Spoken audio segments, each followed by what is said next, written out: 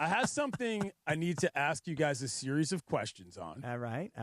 I need to settle some cognitive dissonance. And I'm not being flip about this. I'm genuinely trying to understand. So let me ask you guys the first question. This is just a yes or no. We don't need to get off on a sidebar. Okay. Do you think LeBron James is the best player in the history of the NBA? Yes or no? For me, no. Okay. Bergie? Yes. Okay. These are important establishments. Anybody else want to answer this? No, he's number 2 or 3. Now, let me ask you another question. All right. What percentage of Lakers fans do you believe consider him a true Laker? Percentage? That's a good question. 10. 10. Okay, that's a really low number. And the next question I'll ask is... Wait. I want to just chime in by saying I would say that I'll call it 30% of Laker fans believe LeBron is a quote-unquote true Laker. Okay. Outside of the broadcast team? I would say Bergie is right. Bergie is right at 10%. My next question relates back to the last one, which is what percentage of Lakers fans do you think wanted to get rid of LeBron at some point last year in the offseason? I would say, this is my guess, I'd say 60%. 65, 70, yeah. About 60% so sounds good. Less right than there, half right? of people think he's a real Laker. More than half people probably wanted to get rid of him. This is what we're understanding? Just back that up one more time, Big C. Why say it one more time? Less than half of Lakers fans, according to these approximations, think he's a real Laker. Okay. More than half of Lakers fans wanted to get rid of him this season. Now, That's let me ask you what guys we just said. another question. All right. Do you yes think or no question? the Lakers need LeBron James to win the NBA title? This year? This year? Yeah. Yes. Yeah. No. Yes. Let me just justify my no. Okay. I don't think they can win the NBA championship with LeBron James on this team this year. So, look, I know everybody saw game 1 and we all said, hey, look, 11 points, 12 rebounds, unselfish, collaborative basketball, all the wonderful things that you might say. Hey, he understands that Luka and Austin are scoring options 1 and 2. He'll facilitate for those guys. That's what he can do. You can say all these wonderful things. It's game 1, and we all saw how it worked in game 1. I just don't know that LeBron, Luka, and Austin Reeves as the 3 stars of this team. You guys tell me. Maybe I'm wrong. Do you guys think that this team can beat Oklahoma City? No. Well, hold on. We're getting adrift, but you're understanding what I'm getting at. Right, okay. I do. So let me hold on. Let me finish what I'm saying. Because if you do believe that LeBron James is necessary to win the NBA title, well, that sounds like a true Laker to me. And if you don't, well, then what's the big deal with him having a double-double? 2 different things there, but I want to go back to Cappy just for a second. Yeah, they are. But two, I'll give you to Cappy real fast. Do you think they can win the title without LeBron? No. Okay, no, so, I don't think so they the can answer win is with no altogether. So I guess if they had a chance to win the title, would you need LeBron? Wait, say that. No, again. that doesn't the work. best chance. That doesn't work. You're not. Nobody's beating OKC. I think that's out of everything. Nobody's beating OKC. Anything can happen. Yeah, I don't buy that either. Yeah, I don't either. No, I don't buy that. OKC is so we're getting far adrift away. here. Yeah, we're getting adrift here. So a true Laker, just because this team needs LeBron to win, does not make him a true Laker, like a Kobe, like a Magic, or like how does Kareem. That work, though? I have a question though. Needs LeBron to win? They were 10-4 without him. What do you mean needs LeBron to win? To win a title? Well, but let me just ask you this question because Clinton's asking a series of great questions. Right. Do you believe that with LeBron, they can win a title this year? No. Okay, but I think that they need LeBron to have a chance. No, I'm understanding that. Okay, point, I'll go with Greg, that. I guess all I'm saying is that there's people jumping in my mentions, and I'm like, wait, which one is it? Is he the non-true Laker who you don't need? Or is he the guy you're going to go crazy over because he had a double-double against the Jazz? So, it doesn't add up as far as the different attitudes I've heard from Lakers fans that I'm genuinely trying to understand here. What's going on? You can't have it both ways. So I'm trying to figure out basically where you're going. So if you're saying a true Laker. I believe LeBron James is the best player in the history of the National Basketball Association. I agree. But so when he goes into the Hall of Fame, what hat is he going to have on? I don't know. He's going to have a hats. He's whatever. You know what I mean. You know where what I'm going organization with that. does he represent? He represents the Cleveland Cavaliers. They don't do that in basketball, but I understand what you're saying. I think what my point is here is that I don't really get which side it's going to be. And it's okay, if you don't need him, well then what's going on here? You know what I mean? And if you do, well then they just beat the Jazz. It wasn't like they're fourth in the West.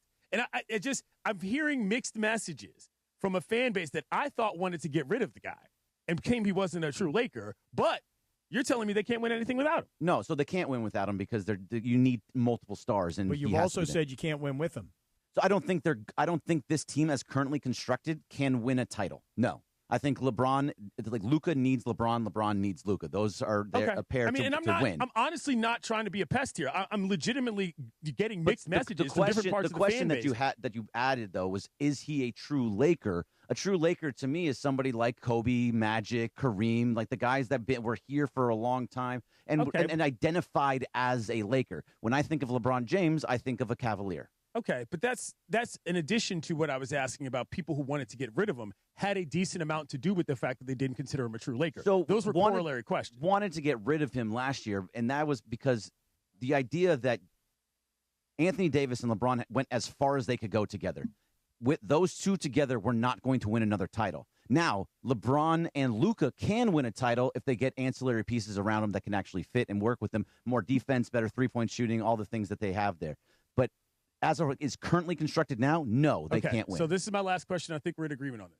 The Lakers might be better within themselves with LeBron James, but do you think they are better against any other actual opponent in the West? You see what I'm saying? Yeah, every team but OKC. I don't. You think Denver? You don't think they can back that up one more time? Do you see what I'm asking here, Scott? I want you to ask it again. The Lakers might be better within themselves, but are they better against other actual opponents in the West with LeBron James? Is there any remarkable actual improvement beyond just their style of play when it comes to actual competitive balance in the standings? Now, okay, for me, I'm looking into my crystal ball here, and my answer is no. But my other answer is we don't know yet. Okay. So here's the thing. Does anybody here think that the Lakers that we saw earlier this week against Utah, who looked really good. Utah's not a good team, but the Lakers looked really good, and having LeBron back on the floor did not disrupt chemistry. In fact, I would argue it actually added chemistry. Okay. So here's my question. Did the team that we saw this past week project into the future, same exact roster, everybody's healthy? Does the team we saw earlier this week, can they beat Oklahoma City, yes or no? No. In a 7-game series, no. Right. Can they beat Denver? Yes. Maybe. Can they beat Golden State? Yes. Yeah. Okay. Can they beat Houston? I don't know. But this is what I'm getting at. At some point, we're going to have to be real about whether or not LeBron is important to the team or not. And that's where the true Laker thing gets kind of murky because I'm like, hold on. If you want to get rid of him, but he's that important, can we get a message straight from Lakers fans about what LeBron James's role on this team and in this franchise is right now, regardless of what sort of the basketball looks like from a point-to-point standpoint? That's all. It is genuinely getting confusing to me what Laker fans want because it feels like they want to have it both ways. They want to hate LeBron, but at the same time, want to say, well, he's required in order to be good, and look how great he is. I'm like, seems like... Could I ask a question? Yeah. For somebody making $50 million plus, shouldn't they be able to win a title? That goes back to the front office as well. But then there's another problem. But there's another problem with that. I don't disagree. But here's the other problem. That's the other teams have guys making $50 million. Yeah. I'm not talking about the other teams. I'm talking about this team. I don't think the money. But your point is that he's making so much money that if you invest that much money into one player, it's because you think that one player can contribute to winning a title, right? Correct. Right. Every other team has that, though. Yeah, but every other team has the $50 million guys. Yeah, but I'm talking about this team. The decisions this front office has made to give him this money, right. You would think he should contribute to winning a title. The takeaway is LeBron is kind of bigger than the program. No, absolutely. And they're letting him do it. Absolutely. That's where it gets interesting. They were. I don't think they are anymore, Cappy. I think they were. I agree. I think that in the pre-Luka is here for a full season iteration of the Lakers, this has been LeBron's franchise. And just as a quick time out here for a second, that's why people still have questions. You understand that when people say LeBron came back this past week and he was an unselfish guy, he can fit with any team, he can do anything on the floor, he's positionless, et cetera, we all understand that, okay? But the real question is do you have a championship caliber team because he's come back to it? And if the answer is just because LeBron has come back, they don't have a championship caliber team based on who they have to go through. This is why I've said all along, and George completely disagrees with me, is you got to play the long Luka game, not the short LeBron game. This is what I'm getting at, is that these appear to me to be somewhat conflicting strategies within the organization. I'm not saying they're wrong or they're stupid. I'm just on Cappy's side here because if this plays out, I'm thinking to myself, why is he here if they're not that good with him anyway? And apparently everybody seems to hate him. Well, no, rightfully or not. But here's the thing. You mentioned this just previous, which was, he has been the guy, and he has been the business partner to Jeannie Buss and the Lakers. And the thing is that this is why people have these questions. LeBron has never been in his career on any team. Maybe George would argue that when he got to Miami, he wasn't. But here's my argument. He's the guy. Wherever LeBron is, he's the guy. And now it's not a demotion per se, but can we all agree that Luka is the guy? He's the number one guy. So imagine being a head coach of a football team, and the owner comes to you and says, you're not fired.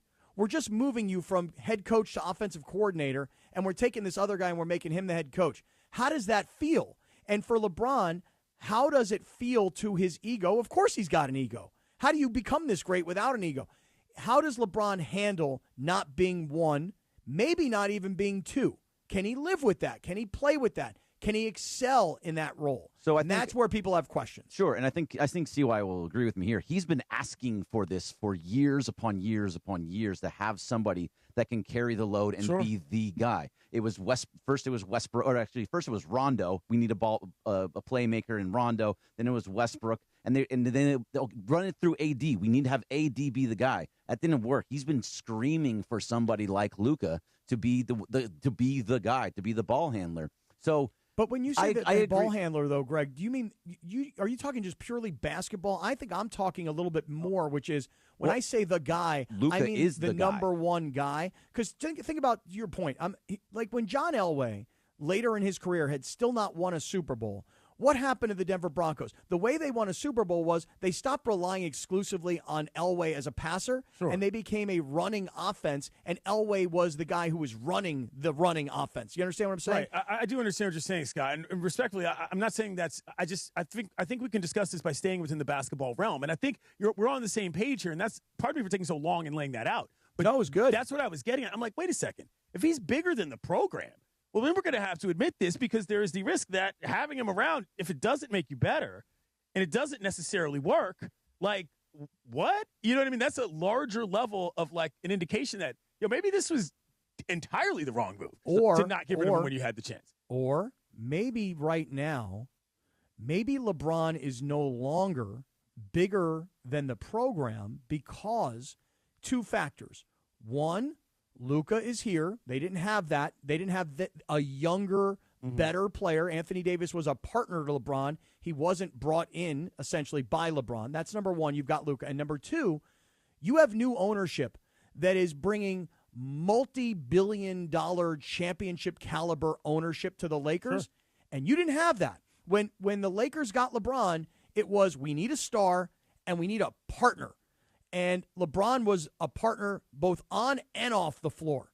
And now you have the Luka factor and you have the new ownership factor. So my question to you guys would be, is LeBron still bigger than the program right now? Maybe not, but I will say this. Save the franchise, and I think he's the best player of all time. I think that's a reasonable way to put where LeBron James was. They missed the playoffs for the better part of a decade. I'm going to be Bryant Sedano. died. Magic Johnson walked away from the team. Remember that? Magic was like, guess what? I'm gone. They were in as bad of a place as the Lakers had pretty much ever been from a front office standpoint when LeBron got here. And that's what's so wild to look back and think about now. It's like, now that they've moved into this new realm with the big money guys and all that, and the basketball team has kind of moved on, you look at where this started with him. He's been there longer than he's played anywhere else. That's true. To your point, Greg, about whether or not he's wearing the Lakers hat and so forth, I just think it's very interesting right now. And honestly, I'm not breaking balls about the people who don't believe he's the best player ever, don't believe he's a true Laker, wanted to get rid of him, but also think that he's necessary for this team to be good. It's just there's a lot of confusion in there between what the messaging has been over the last 10 years. But I think this all comes down to for Cappy, that this is on Rob Pelinka now, that he needs to build a team around these two. It has to be these two because you're not moving LeBron. You mean Luka and Austin? Luka, no. Actually, Luka and LeBron. Austin is a big part of that, but he's not. We saw what he did in the playoffs last year. Is he going to be the same? We don't know what he's going to be in the playoffs this year. It has to happen first. We know what LeBron does in the playoffs. We know what Luka does in the playoffs. Is this something that you have to build around those guys? Because now your defense is not good enough with Luka, LeBron, and AR. You're answering your own question, Greg. So you need to go out and get guys at the deadline. You have to build around this team because this is your best shot. Well, next year you don't know what anything's there. That's the Sedano opinion. I fully agree with the Sedano. Sedano opinion is that while you have LeBron, this gives you your best chance to win. So you do everything you can do right now. I have a different perspective, which is Luka signed for the long term, right. so you have to play the Luka long game. And if there was ever a way to trade LeBron, which I know he's got the no trade clause, he makes big money, who wants to bring that sort of circus to their squad, et cetera, et cetera. If ever there was a way, my opinion is I'd be preparing for the future of life after LeBron.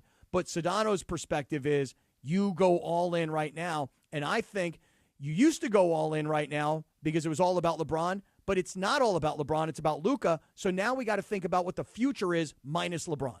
So it's also about you're talking about the LeBron portion of it. It's still the Luka portion of it. He's been to a finals. You're still trying to maximize Luka's era. So LeBron being here is helping out Luka, and Luka getting back to a final and winning more finals. That means if you're waiting 2 years, you're saying to Luka, wait till 2027. That's not fair to Luka in his ones prime. Who signed LeBron. I'm not saying that. Well, no, this is last year. I mean, we already know that. Well, do we? The catch-22. Really? We don't know it for sure, but okay, let's say they make a run, they make some moves, get some 3-and-D guys in there that are hitting shots, playing good defense, and then they make a run.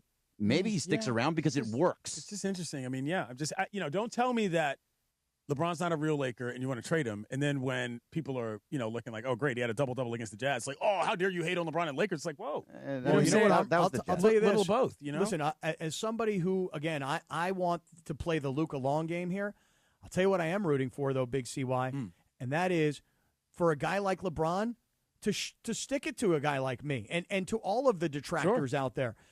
Prove it. And when I say prove it, it's like, hey, dude, you got a shot here.